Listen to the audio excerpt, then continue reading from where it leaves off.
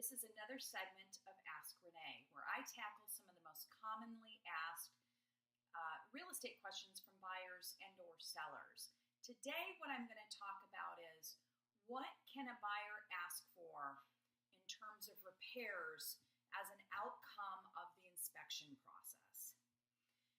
The shortest answer is you're welcome to ask for anything. Now let me take that a little further though and talk about some of the considerations. The inspection process is intended as an opportunity for buyers to learn more about the property and in particular to make sure that the major components of the house are fully functional and that there's no significant issues with the home before proceeding with the purchase. And so when you think about it in that capacity, certainly a buyer is welcome to ask for anything under the sun.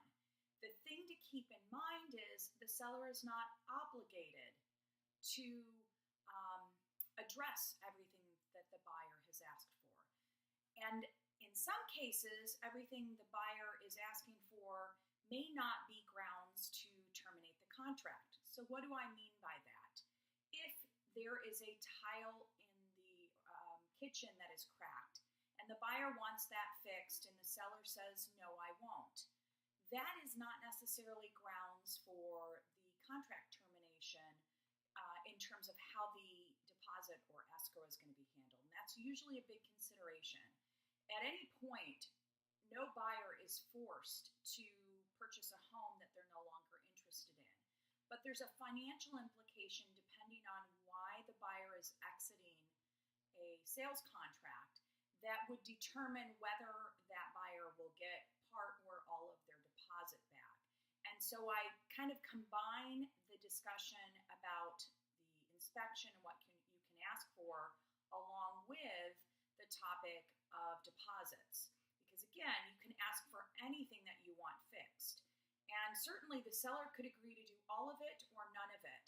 Where it tends to get more complicated is at what point when the sellers have not agreed to do everything that the buyers have asked for, is there going to be a potential loss or dispute of the deposit? I guess, again, in part or in full. So I always try to encourage my buyers that use that inspection to find anything that is deal breakers. The cosmetic stuff is usually not something that is appropriate to ask for.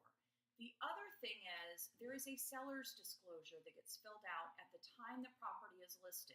It's important before you make an offer on a home that you've gone through that seller's disclosure because there may be things in that seller's disclosure that they've told you about. Perhaps there was a leak in the roof in the past or the dishwasher isn't working. If they've disclosed it in the disclosure in this area of Southwest Florida, that seller is not required to repair that. Because in a sense, they've been upfront with you that they know there is a known defect or issue. They've disclosed that and you've chosen to make an offer on the house knowing that.